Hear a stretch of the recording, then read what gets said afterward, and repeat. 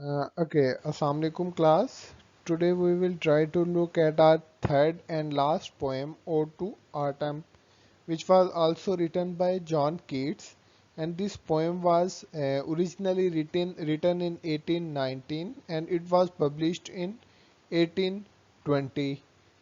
Ode, as I told you earlier, that Ode basically tells about the love, passions, and emotions regarding a person or a thing.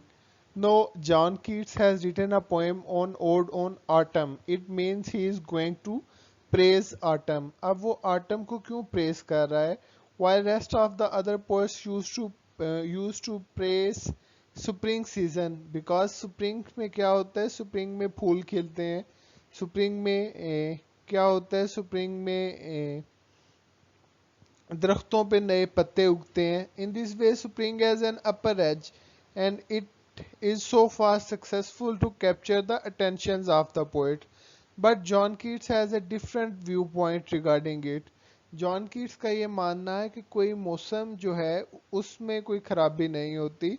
Beauty actually lies in the eyes of the beholder. खूबसूरती तो देखने वाले की आंखों में होती है और इस नेचर में हर चीज ही प्यारी है. No matter it is spring और no matter it is autumn और समर व्हाटसोएवर.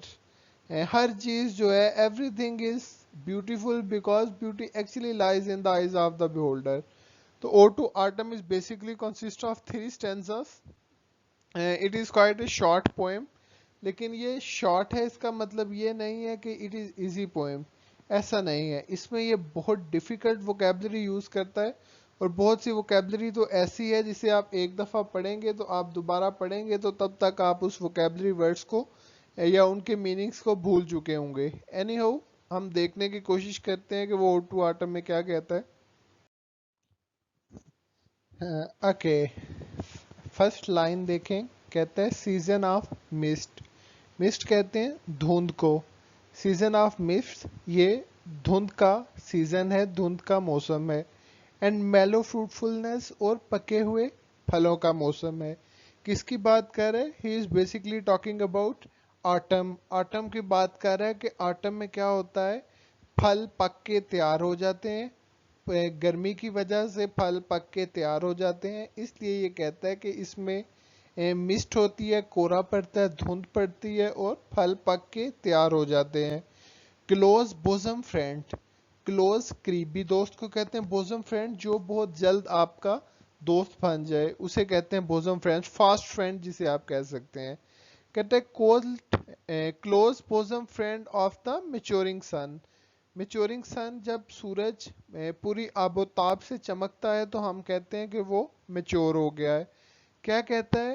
कहता है कि ये मेच्योर सन का या चमकते सूरज का एक फास्ट फ्रेंड है, एक करीबी दोस्त है. किसकी बात कर रहा है? आटम की बात कर रहा है क्योंकि तब गर्मी बहुत होती है और गर्मी की वजह से सूरज मेच्योर हो गया होता है और उसकी गर्मी बहुत ज़्यादा होती है, इंटेंसिटी बहुत ज़्यादा होती है.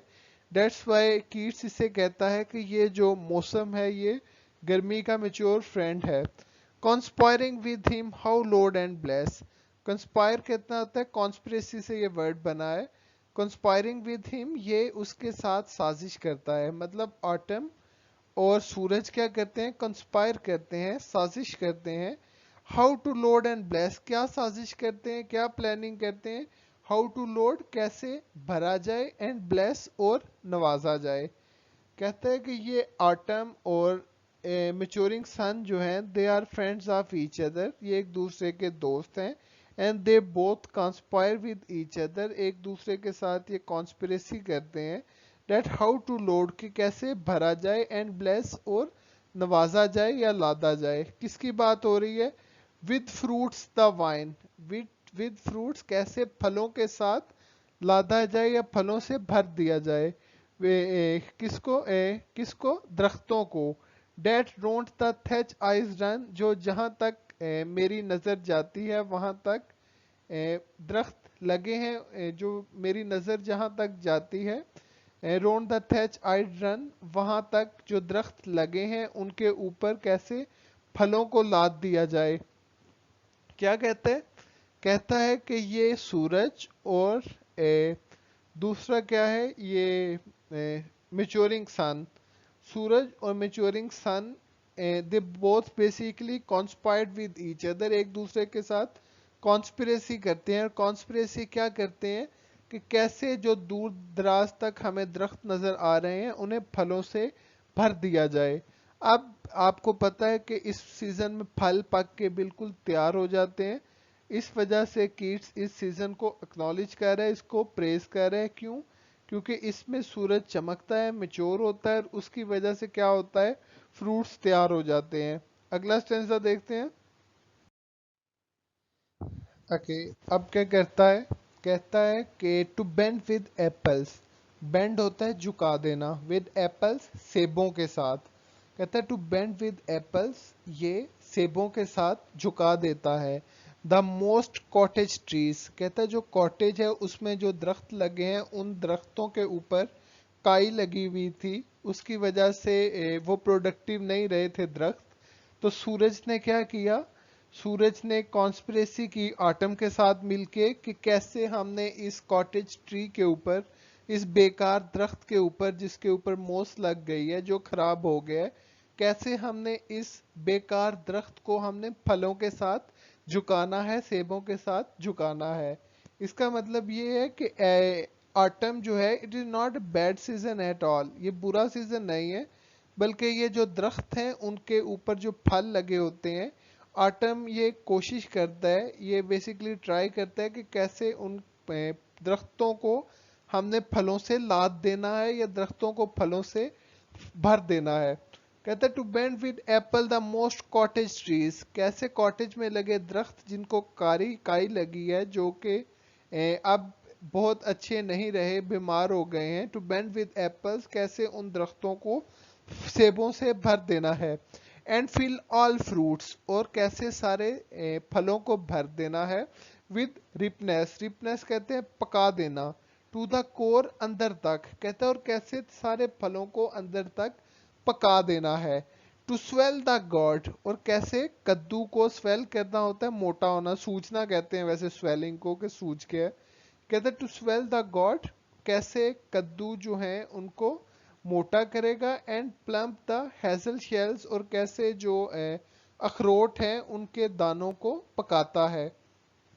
विद अ स्वीट कर्नल, किसके साथ, with a sweet kernel to set budding more, कहता है कैसे फूलों को एक अच्छी मीठी महक के साथ, स्वीट कर्नल एक महक के साथ, टू सेट बडिंग मोर, फूलों को खिलाता है।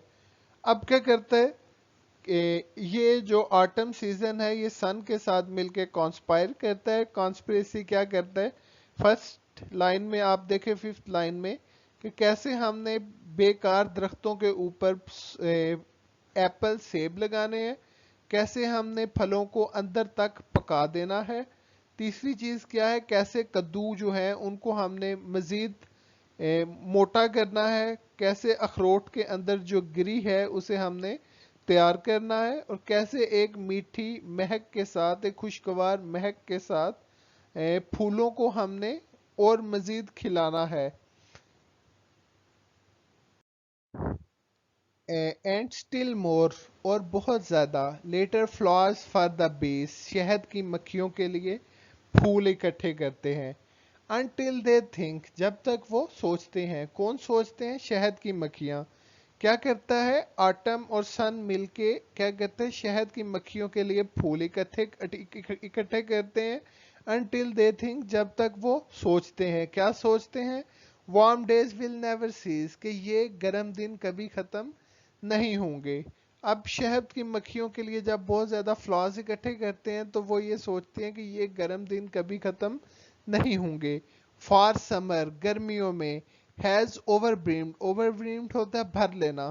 हैज ओवरब्रीम्ड, गर्मियों में उन्होंने ओवरब्रीम्ड भर लिया है। देयर क्लेमी सेल्स, अपने छतों को, क्लेमी शहद के साथ, कहते हैं गर्मियों सेल्स छतों को, कहते हैं और गर्मियों में उन्होंने अपने छतों को शहद के साथ भर लिया है।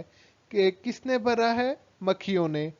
अब फर्स्ट स्टैंजा की अगर हम समरी देखते हैं तो हमने क्या देखा, हमने ये देखा कि ऑटम कोई बहुत बुरा महीना नहीं है, बल्कि इसमें क्या होता है, इसमें सूरज और आटम आपस में अच्छी फ्रेंडशिप करते हैं, और अच्छी फ्रेंडशिप करने के बाद क्या होता है, वो दोनों कॉन्स्पायर करते हैं कि कैसे फलों को हमने अंदर तक पकाना है। ये फलों के पकने का मौसम होता है, इस मौसम में फल पकते हैं, और जो शहद की मक्खियां हैं वो अपने फूलों के ऊपर बैठ के अपने छत्तों को शहद से भर लेती हैं। इसलिए ये कोई बुरा मंथ नहीं है, बल्कि ये एक अच्छा महीना है।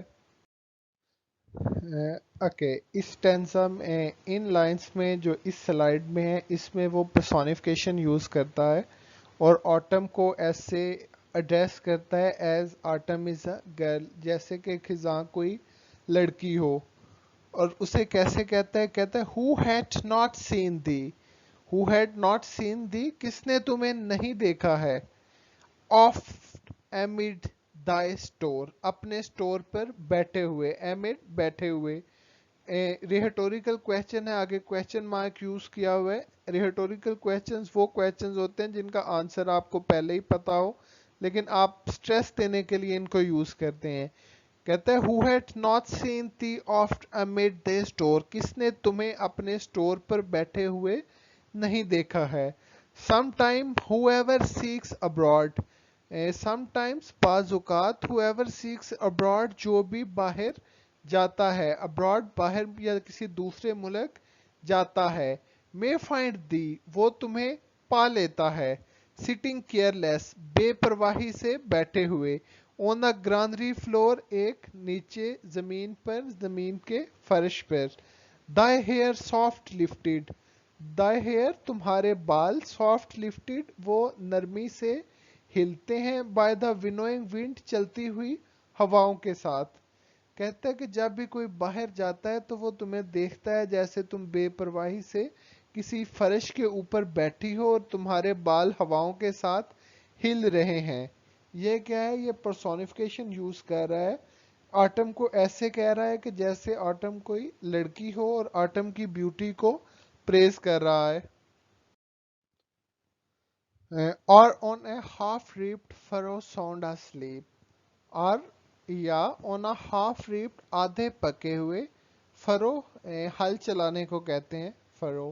कहते हैं या तो आधे पकी हुई जो फसल है या आधा पका हुआ जो फसल है उसके ऊपर आप हल चलाते हैं। साउंड asleep, उसके ऊपर सोई हुई दिखाई देती हो। कहते हैं तुम आधी पकी हुई फसल में जिसमें हल चलाया गया है, तुम उसमें सोई हुई, साउंड asleep, सोई हुई दिखाई देती हो। किसको, उस लड़की की बात कर रहा है, ऑटम को। Drowsed with the fume of poppies, drowsed होता है मदहोश होना। ड्रोस्ट तुम मदहोश हो, with the fume of poppies, fume कहते हैं नशे को, ओपियम से बना फ्यूम, ऑफ पॉपीज उस दरख्त को कहते हैं जिसपे ये नशा उगता है। कहते हैं ड्रोस्ट, और तुम मदहोश हो, with the fume of puppies, उस नशे के दरख्त की वजह से। वाइल दे हुक, जबकि तुमने हुक पकड़ा है। While thy hook spare the next swath, while thy hook spare, जबकि तुमने छोड़ दिया है। स्पेयर होता है छोड़ देना। द नेक्स्ट स्वेत, अगली कितार को, द नेक्स्ट स्वेत, आगे वाली कितार को। एंड ऑल इट्स ट्वेंट फ्लावर्स, और उन सारे फूलों को। कहते हैं जबकि तुमने हल चला रही हो तुम, तो तुमने क्या किया है, तुमने पूरे खेत में हल नहीं चलाया, बल्कि जो आगे वाली कितार है जो फूलों से लदी हुई है, जो फूलों से भरी हुई है, तुमने उसको छोड़ दिया है और उसके दरमियान में हल चलाया है। एंड समटाइम्स, और बाजुकात, लाइक अ ग्लीनर, ग्लीनर होता है बीनने वाले, सब्जियों को बीनने वालों को ग्लीनर कहते हैं। कहते हैं लाइक अ ग्लीनर, किसी बीनने वाले की तरह, दो डोस्ट कीप, तुम रखती हो। कहते हैं बाजुकात किसी सब्जियों को बीनने वाले की तरह तुम रखती हो। क्या रखती है, आगे देखते हैं। क्या रखती हो, स्टेडी दाई लेडन हेड अक्रॉस ए ब्रूक, स्टेडी आहिस्ता से, दाई लेडन हेड अपने कदमों को, अक्रॉस ए ब्रूक उस नाले के ऊपर, ब्रूक कहते हैं खाल को, जो आपने खेतों में खाल बनाए होते हैं पानी के लिए। कहते हैं तुम बड़े एहतियात से अपने पाँव को, अपने कदम को उस खाल के ऊपर रखती हो। और by cider press, cider press कहते हैं सेब का जूस निकालने वाली मशीन को, और बाय अ साइडर प्रेस, और सेब का जूस निकालने वाली मशीन को देखती हो विद पेशेंट लुक बहुत बहुत सब्र के साथ। विद अ पेशेंट लुक कहते तुम जो जूस निकालने वाली मशीन है, साइडर प्रेस है, तुम उसे बहुत सब्र के साथ देखती हो। दो वाचेस्ट, और तुम देखती रहती हो। द लास्ट ओजिंग आखिरी कतरों को, जो जूस निकल रहा है उन जूस के उन आखिरी कतरों को तुम देखती रहती हो, आवर्स बाय आवर्स, कई घंटों तक। कहते साइडर प्रेस को तुम बड़े सब्र से देखती हो, और उस साइडर प्रेस से जो जूस निकल रहा है उनके आखिरी कतरों को भी तुम कई घंटों तक देखती हो। Where are the songs of spring, question raise कर रहा है, रेटोरिकल क्वेश्चन अगेन। कहता है ये स्प्रिंग के, ये बहार के गाने किधर हैं? ए वेयर आर दे, वो कहाँ हैं? थिंक नॉट ऑफ देम, तुम उनके बारे में ना सोचो। He is again going to address nightingale, sorry, he is again going to address the autumn, autumn को फिर से एड्रेस कर रहा है। और ऑटम को क्या कह रहा है? कहता है कि तुम, you don't need to be worried about the songs of spring, आपको स्प्रिंग के सॉन्ग्स के बारे में परेशान होने की जरूरत नहीं है। दो हास्ट दे म्यूजिक टू, तुम्हारा तो अपने गाने हैं। उसे अप्रिशिएट कर रहा है कि तुम ये ना सोचो कि स्प्रिंग के गाने बहुत अच्छे थे, तुम्हारा तो अपना म्यूजिक भी है, तुम्हारे अपने गाने भी हैं, उनके बारे में सोचो। कहते हैं वाइल बेरिड क्लाउड्स, जबकि बेरिड बेरिड क्लाउड्स जो हैं, ये जो बादल हैं, ब्लूम, ये आते हैं, नमूदार होते हैं। द सॉफ्ट डाइंग डे, दिन के नरमी से गुजर जाने के बाद। कहता है दिन के ढलने के बाद क्या होता है? आसमान पर बादल नमूदार होते हैं। And touch the stubble plains with rosy hue, stubble planes का यहाँ पे मतलब ये है कि जब आप फसल को काट लेते हैं, गंदम को, तो गंदम के दाने निकालने के बाद जो पीछे उसका छिलका सा रह जाता है, उसे स्टबल प्लेन कहते हैं। कहते हैं and touch the stubble plains, और वो क्या करते हैं? वो छूते हैं स्टबल प्लेन्स को, उन फसलों के छिलकों को, विद द रोजी ह्यू, और उनका कलर जो है वो रोजी हो जाता है। क्या कहते हैं? कहते हैं कि जब ढलते दिन की रोशनी जो है वो छूती है किसको? स्टबल प्लेन्स को, तो उसका क्या है? उसका कलर तब्दील होकर रोजी हो जाता है या सुनहरी हो जाता है। And then in a wailful choir का मतलब है दर्दनाक आवाज में। कहते हैं तब दर्दनाक आवाज में। द स्मॉल नेट कहते हैं छोटे मच्छर को। मौन, वो रोता है। कहता है कि फिर दर्दनाक आवाज में जो छोटा मच्छर है वो रोता है, किसके ऊपर? Among the river cellos, river cellos कहते हैं दरियाओं में जो पौधे या दरख्त उगते हैं छोटे छोटे, आपने देखे होंगे दरियाओं में से अक्सर नीचे से पौधे निकलते हैं। कहते हैं अमंग द रिवर सैलोज, जो दरियाओं के नीचे से या जो दरिया में से पौधे निकलते हैं। बॉर्न अलोफ्ट आर सिंकिंग, कहते हैं बॉर्न अलोफ्ट, और वो उगते हैं या नशोनुमा पाते हैं। और sinking as the light wind leaves or dies, कहते हैं वो ऐसे बोलता है या ऐसे रोता है, एज द लाइट विंड, जैसे कि हल्की आंधी। लीव्स आर डाइज, वो हल्की आंधी आ रही है और जा रही है। लीव्स का यहाँ पे मतलब आना, और डाई का मरना नहीं, जाना। कहता है कि वो जो मच्छर है वो ऐसी आवाज पैदा करता है जैसे कि जो आंधी है वो लाइट विंड है, हल्की आंधी है, वो आ रही है या खत्म हो रही है। एंड फुल ग्रोन लैम्प मेमने को कहते हैं, फुल ग्रोन जो कि मुकम्मल बड़ा हो चुका है। कहते हैं फुल ग्रोन लैम्प, और वो मेमना जो अब बड़ा हो चुका है। लाउड ब्लीड, वो ऊंची शोर मचाता है। फ्रॉम द हिली बोन्स, पहाड़ियों के ऊपर जो नदी है वहां से। बोन, पहाड़ियों के ऊपर नदी। कहता है और मेमने जो मुकम्मल तौर पे अब बड़े हो चुके हैं, वो पहाड़ के ऊपर नदी से शोरोगल करते हैं, वो शोर मचाते हैं। अगेन इस टेंजा में भी वो ब्यूटी ऑफ नेचर की ही बात कर रहा है। ये वेलफुल कोर ऑफ स्मॉल नेट, छोटे मच्छर का रोना, पहाड़ों के ऊपर नदी, हवा का कम और ज़्यादा होना, all these things are basically indicating the beauty of nature और ब्यूटी ऑफ ऑटम। ये भी ऑटम ही की ब्यूटी की बात कर रहा है। Hedge crickets sing. Hedge cricket कहते हैं बाड़े में रहने वाले परिंदे को। हैज क्रिकेट सिंग, और वो परिंदा जो बाड़े में रहता है वो गाता है। And now with treble soft, और अपनी नरम आवाज के साथ। The redbreast whistle, redbreast भी परिंदे का ही नाम है। विसल्स वो शोर मचाता है, सीटी मारता है। विसल कहते हैं सीटी मारने को। कहते हैं red breast whistle, red breast जो कि एक परिंदा है वो सीटी मारता है फ्रॉम ए गार्डन क्राफ्ट, जो पास, गार्डन क्राफ्ट मतलब गार्डन फील्ड, जो पास जो गार्डन है, बाग है, वहां से रेड ब्रेस्ट परिंदा भी सीटी मारता है, या वो परिंदा भी शोर मचाता है। एंड गैदरिंग स्वेलो, स्वेलो आपने हैप्पी प्रिंस में भी पढ़ा होगा, swallow swallow little swallow. Swallow कहते हैं ये भी एक परिंदे ही का नाम है। इसे उर्दू में इट इज लाइक में बुलबुल टाइप होता है ये। एंड गैदरिंग स्वेलोज, और बहुत सारे जो स्वेलोज हैं वो इकट्ठे होते हैं। ट्विटर इन द स्काई, और आसमान पे शोरोगल करते हैं। कहता है बहुत सारे स्वेलोज जो हैं, बहुत ज़्यादा बुलबुल की तरह का परिंदे हैं, वो इकट्ठे होते हैं और आसमान पर शोरोगुल करते हैं। इसमें से 2 क्वेश्चंस हैं, जो भी आएंगे उनका आंसर सेम ही होगा। और एक है ode to autumn as a poem, as a representation of nature, और दूसरा है कि कीट्स कैसे ब्यूटी ऑफ ऑटम को इलेबरेट करता है। 2 क्वेश्चन इसके बनते हैं, थर्ड इसका क्वेश्चन नहीं बनता, हम इसको भी डिस्कस करेंगे। अल्लाह हाफिज।